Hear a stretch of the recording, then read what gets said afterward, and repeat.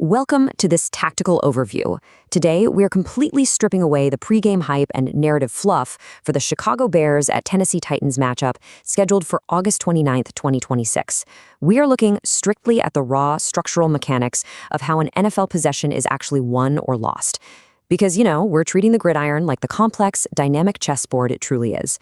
Whether you're an absolute football diehard or you just love seeing the hidden mechanics of a great game, this is where we map out the true battlegrounds. So let's dive right in. Here's our quick game plan for today. 1. The central tactical question. 2. Key tactical unit matchups. 3. Projected score and probabilities. 4. First half live cues. 5. Defining live game states. And 6. Our conditional verdict and disclaimer. All right, Section 1, the central tactical question. To truly understand this matchup, we've got to first isolate the absolute most decisive football question at the heart of this fixture, which is, what is the true quarterback environment? We have to look way beyond basic passing yards to uncover how early down decision-making actually clashes with defensive coverage. I mean, think about what a quarterback is actually doing out there. They aren't just throwing a football, right? They're solving a high-speed math problem while 300-pound men try to tackle them. They have to process pre-snap shells, basically the disguise the defense is wearing before the snap, and simulated pressures, where the defense pretends to blitz but actually drops back into coverage. This invisible war of information, well, that's the true environment a quarterback operates within. If you're just looking at traditional box scores, you're completely missing this underlying tactical battle of how an offense creates sustainable scoring by succeeding early and avoiding negative plays. So we want to measure this environment by looking at early down expected points added, or EPA, per play. To put it simply, EPA tracks how much a single play actually increases a team's chances of scoring on that specific drive. Raw completion percentage? It's honestly kind of a deception. It can't distinguish between a quarterback who's just terrified of pressure, repeatedly settling for 2-yard checkdowns and eventually punting, and a quarterback who is actively creating efficient first down momentum. We really want to know the overall success rate and the pressure to sack rate. Like, does the quarterback have hot answers for the blitz? Do they create explosive passes downfield? That is the real tactical question dictating offensive sustainability. Moving on to Section 2. Key tactical unit matchups. This is where the theoretical game plan meets physical reality on the turf. For the passing game, it's all about whether Chicago or Tennessee can create leverage against man coverage and manipulate zone defenders without taking negative plays. When you're watching this game from your couch, keep your eyes glued to the open field tackling. Can the skill players separate from their defenders? Can the defense keep explosive plays down? But actually, scratch that. It's more like, can they actually tackle in the open field underneath? Because a defense that prevents deep explosives but misses underneath tackles, yeah, they will absolutely still get chewed up for long, methodical scoring drives. It's not just enough to cover, you've got to finish the play. Now, looking down in the trenches, it's absolutely crucial to understand that high sack totals can be incredibly deceiving. A high sack total isn't automatically poor offensive line play. A lot of times, it reflects a quarterback holding onto the ball way too long, trying to play hero ball, or just refusing to throw to his hot reads when a blitz comes. Holding the ball completely ruins early down efficiency, and that forces an offense into third and long situations, where the defense knows exactly what's coming. The real battle here is how protection integrity directly links to staying on schedule. We have to separate pressure caused by edge rushers, interior tackles, complex defensive stunts, and outright unblocked assignment errors. When the O-line communicates perfectly, the whole playbook stays wide open. And when the ball is handed off, the ultimate test is run fits. If defenses are winning run fits without having to overcommit an extra man to the box, what we call winning against light boxes, it drastically limits the offense's play action capabilities. If the defense can stop the run with only 6 or 7 guys, they can drop more men into pass coverage. As we look at early down rushing success and short yardage conversions together, let's remember to be really thoughtful guides of the data here. Don't just substitute raw yards per carry for a final run game verdict. You absolutely must have situational splits and game state context to truly understand who's controlling the line of scrimmage. Section 3, projected score and probabilities. Okay, this 21-20 projected score for the Bears is what we call a weak model anchor. Basically, it's just a baseline scenario.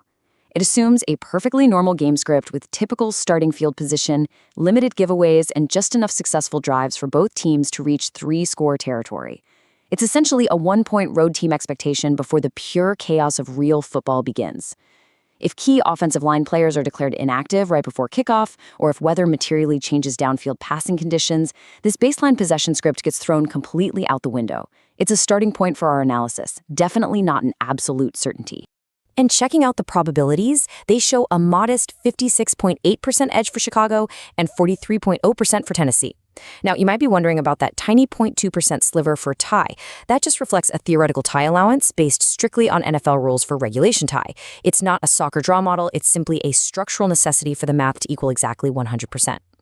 These are low-confidence model estimates based purely on positional structures and historical data trends, not a claim of a verified rating gap.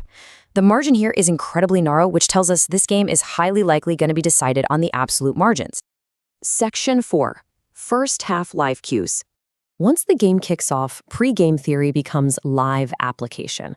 The spreadsheet literally meets the grass. Tracking these distinct live cues reveals the true story of the game. First off, do not overreact to one highly scripted opening drive. Instead, watch the early down success rate. If a team is repeatedly reaching 2nd and 5 or better, they can comfortably sustain drives even without massive explosive plays. But if a team is living in 2nd and long, man, they leave themselves incredibly vulnerable to predictable passing downs, exotic pressure packages, sacks, and massive turnover volatility. Also, pay very close attention to hidden field position. A muffed punt, a great coffin corner kick, or bad return lanes can completely flip the math and invalidate all those pre-game efficiency expectations. Section 5. Defining live game states. Let's explore how conditional logic changes our analysis based on 3 highly specific live situational game states. Because a football game isn't just a static event, right? It breathes and morphs depending on who holds the leverage. Imagine this scenario. The Titans take an early lead. The ideal state for Tennessee is a lead built through methodical, efficient 1st and 2nd downs, not just sudden, fluky turnover luck. This lead allows them to use a much broader run-pass sequence and preserve favorable down and distance. But here's the critical risk. If Chicago is able to still win early down run fits against those light boxes we talked about earlier, or if the Bears can generate pressure by rushing just 4 men without needing to blitz, the Titans' offense will become completely compressed and predictable. Tennessee absolutely must protect field position and force Chicago to sustain long, agonizing drives rather than taking low-value deep shots. Now picture the exact inverse. If Chicago takes the early lead, this favorable path is likely built on defensive pressure, a sheer field position edge, or explosive chunk yardage gains that completely rip Tennessee away from its preferred offensive balance. If the Bears have this lead, they've got to confirm it's actually supported by first down efficiency and solid open field tackling. The biggest risk for Chicago here? Abandoning their defensive shell discipline out of overconfidence. If Tennessee is forced to throw in obvious passing situations, Chicago cannot rely on reckless blitzing that suddenly creates a one-play reversal. They have to play fundamentally sound, disciplined defense, just keeping everything right in front of them. And what if we enter the 4th quarter in a tied or one-score game? Picture the absolute tension in that stadium. At this point, full game total yards become far, far less predictive. The entire outcome is dictated heavily by starting field position, clock management, optimal 4th down decisions, and sheer kicker reliability. For the defense in this late game state, throwing out complex, disguised looks is actually incredibly dangerous. It only works if run fit and communication integrity remain perfectly intact, despite all that physical fatigue setting in.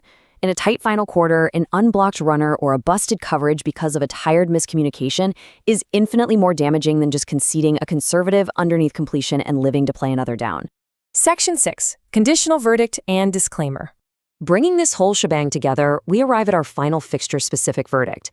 Because we're treating this future-dated analysis with strict discipline, meaning we obviously don't have verified live personal inputs today, our verdict has to be conditional. You simply must wait to see what actually unfolds on the gridiron. Back the team whose confirmed quarterback rotation, pass protection integrity, and special teams units remain totally intact through the opening half. Avoid treating unverified personnel assumptions as hard analysis.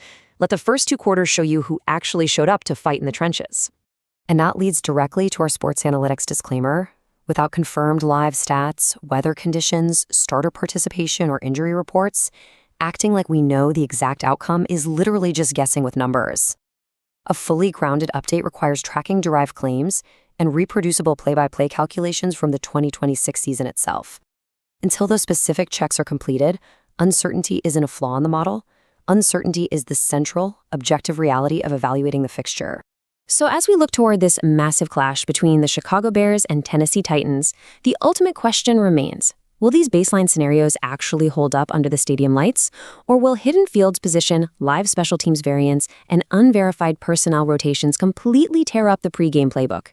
Keep a very close eye on those live first quarter in-game cues to see exactly how this complex tactical puzzle resolves itself on the turf. Thanks so much for joining us for this tactical breakdown.